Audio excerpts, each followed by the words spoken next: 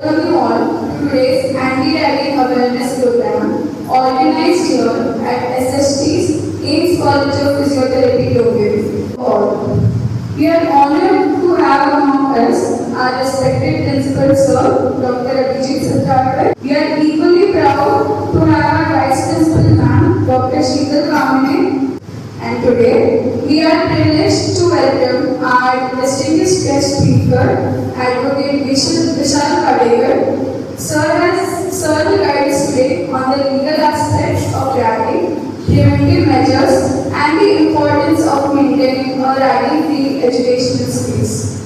I now request our respected principal sir to kindly address the gathering and share his thoughts on this important cause. Also related to the personal matters, related to your friendships, right? So over here, we have gathered in the college to learn, to grow and increase our friendship. Yes? So, promise us about? Yes, sir. Sure? Yes. So, I take great pride in inviting our honored guest, Advocate Vishal Padekar. Sir has completed his BA in Economics from Pendragon College, followed by LLB from MS College of Law, Mumbai, under Mumbai University. He specializes in criminology and laws related to women and children, and has been an active voice in legal awareness programs, empowering communities with knowledge of their rights and duties. I request Sir to enlighten us with his valuable insights and guidance.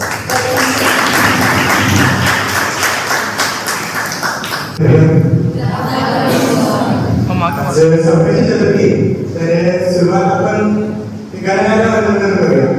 बरं, आपल्या शिक्षण एका पवित्र नामामध्ये झाली तर एक उत्साहामध्ये एकदा आम्हाला घोषणा तर वक्रतुंड महाकाय सूर्यकोटी समप्रभ निर्विघ्नं कुरु मे देव सर्व कार्याणि सर्वदा.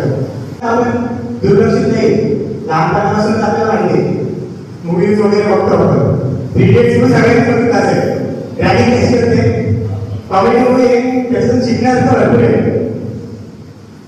रॅगिंग कशी होते याच्याबद्दल आपण म्हणणार वेगवेगळे आम्ही जर पण बघितलं. भरपूर मूवीजमध्ये आपण मराठी मूवीजमध्ये पण बघतो, हिंदी मूवीजमध्ये पण बघतो की रॅगिंग कशी असते, रॅगिंग का कशाला म्हणतात. रॅगिंगची सुरुवात कुठून होतं? रॅगिंगची सुरुवात एक बेसिक रॅगिंग माहिती आहे तुम्हाला.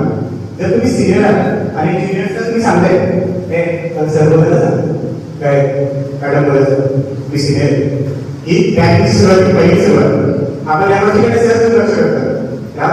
ठीक आहे सर, ठीक आहे, ही झाली सुरुवात पहिली. पण इथूनच सुरुवात होते आणि ही सुरुवात पुढे आत्महत्या करायला जाते, सुसाईड करायला.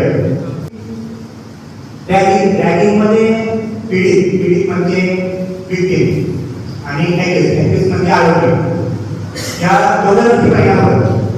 आपल्याला वाटतं जे रॅगिंग करायला त्याला काय वाटलं एवढं नाही, पण दोघांवरती खूप मोठे परिणाम होतात. पहिला परिणाम पीडित व्यक्तीवरती की त्यांना मानसिक त्रास होतो. पीटीएसडी नाव ऐकलं असेल, पोस्ट ट्रॉमेटिक स्ट्रेस डिसऑर्डर. या डिसऑर्डरने माणूस खूप वेगळं होतो. तो कोण त्याच्यामध्ये काय होतं, तो कुठे आहे, काय करतो, त्याची पूर्ण वेगळेपणा लागतो. अजून डिप्रेशन मध्ये जातो, त्याची शिकण्याची इच्छा निघून जाते. ड्रॉपआउट्स, कॉलेजमध्ये यायची इच्छा नाही, मी नाही कॉलेजला जायला, मला आता कॉलेजला नाही जायचं. पण आता त्याच्यानंतर अजून त्याचे काय परिणाम होते, एन्झायटी पण होत होते. पीडित व्यक्तीला खूप अडचण करायला लागते. त्यांचं शैक्षणिक वर्ष कुठं वाया जाऊ शकतं. कॉलेजला नाही गेला, नको कॉलेजला नाही जायचं, सिनियर्स आहेत ते मला आता उद्या वर्ष करायला लागते किंवा नंतर हे करायला लागते, ते करायला लागते.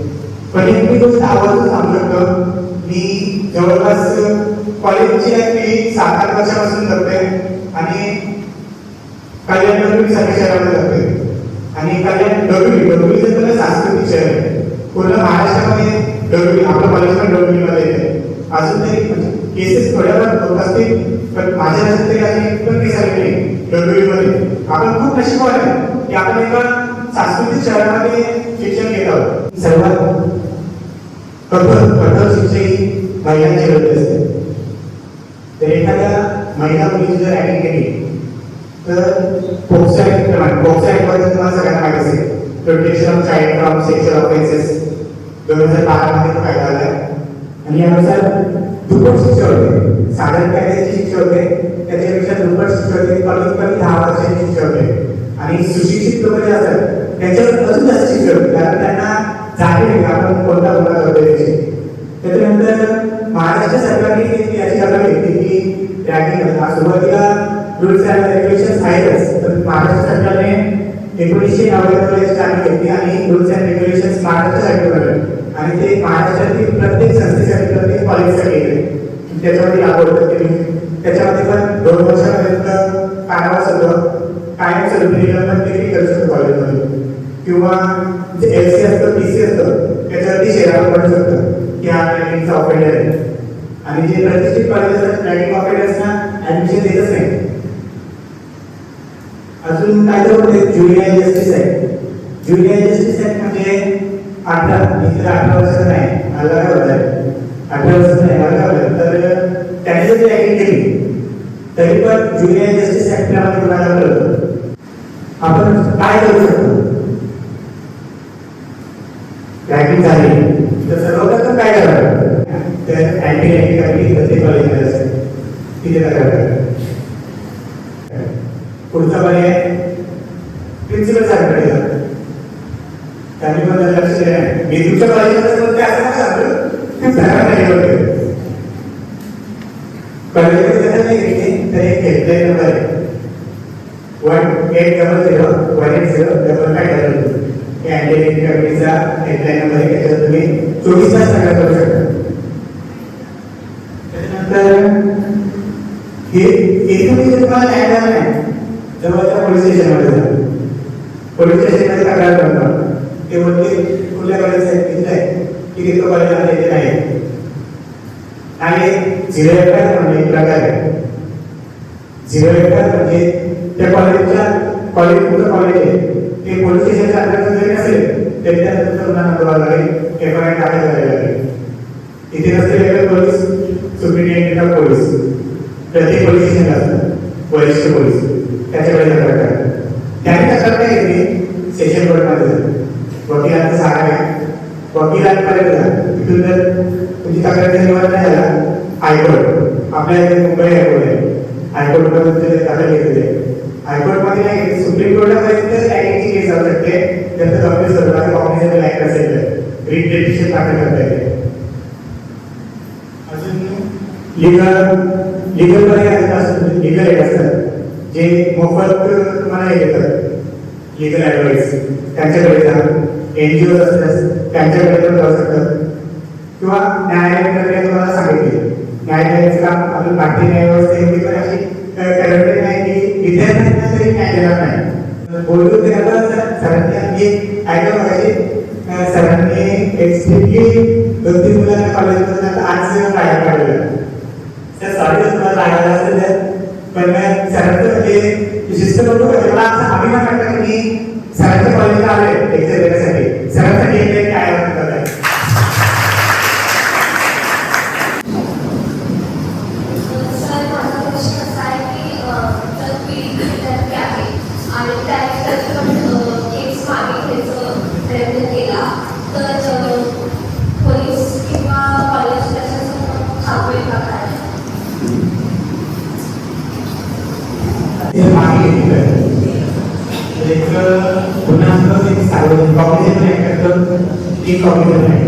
आणि रॅगिंगमध्ये जे कोणी येतात ते सर्वच कॉग्निझेबल ऍक्टमध्ये येतात. आणि या प्रकरणामध्ये CRPCचा कलम 154 अंतर्गत अशी तरतूद आहे की जो विक्टिम आहे त्यांनी मागा जरी घेतली तरी पण पोलिसांना न्यायालयाला केस पोलिसांना ठेवावी लागते. आणि यानुसार केसचं प्रकरण असं विक्टिम विरुद्ध ॲक्युज झाला तर विक्टिम ॲक्युज विरुद्ध स्टेट म्हणजे महाराष्ट्र सरकार विक्टिमच्या बाजूने विक्टिम मागे जरी झाला तर ती केस चालू ठेवते आणि समुद्रात न्याय मिळेल.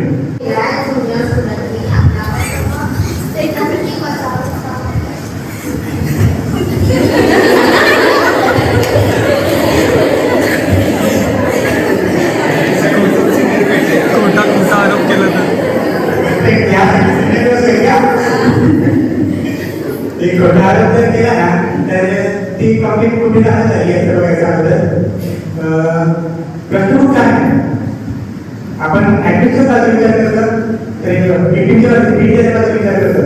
आणि जे करतोय त्याच्याबद्दल पण विचार केला पाहिजे.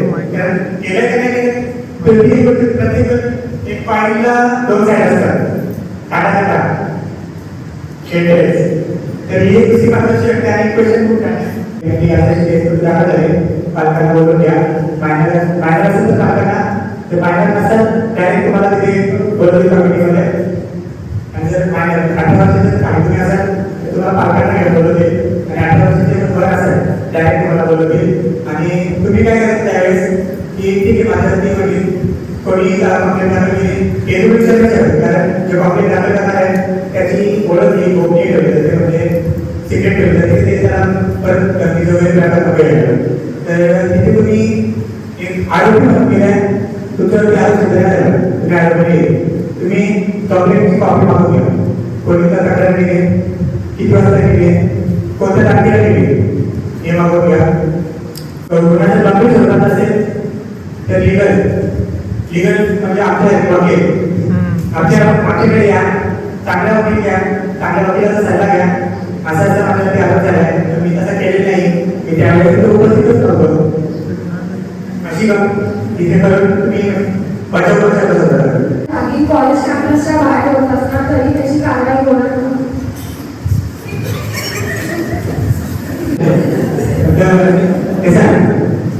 ये कॉलेज आहे बाहेर असं कधी बोलला याचा संबंध जे आहे तो कॉलेजशी असतं, जागेशी असतं. तर तुम्ही कॉलेजच्या स्टुडंट आहात आणि ऍटलिस्ट कॉलेजचा स्टुडंट आहे, तर ती कारवाई कॉलेजला केली जाऊ शकते आणि FIR दाखल होऊ शकते. म्हणजे जागेशी संबंध नाही, तर संबंध हा कॉलेजशी असतो. तुम्ही कॉलेजचे स्टुडंट आहात, रॅगिंग करताय, कॅन्टीन मध्ये असतो, कॅम्पसच्या बाहेर असतो रॅगिंग प्रोसेस. कॉलेज प्रशासनाने रॅगिंग थांबवण्याचा प्रयत्न केला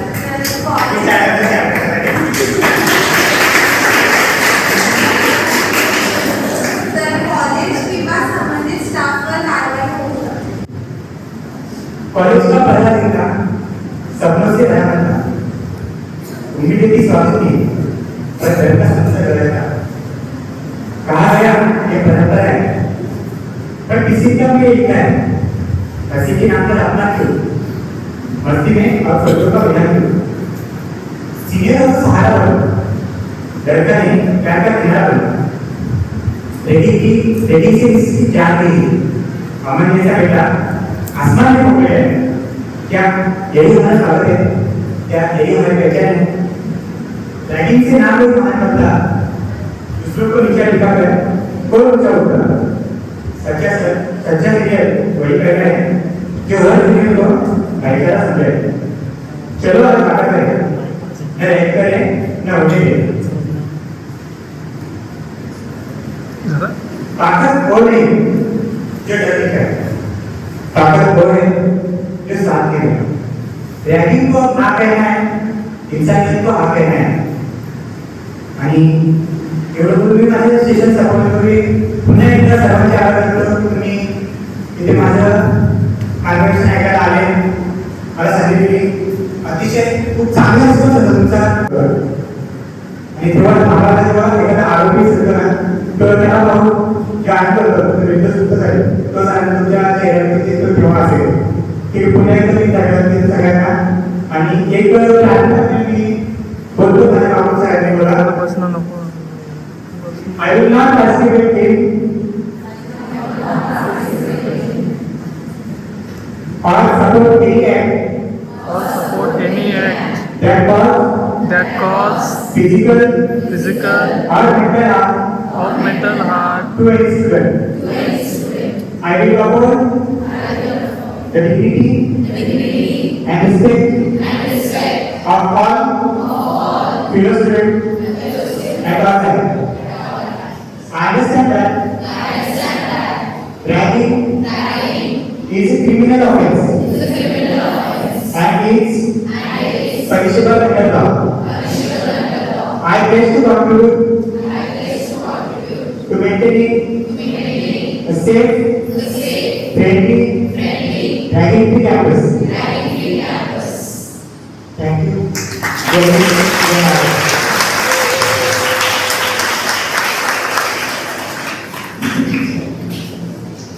Thank you so much.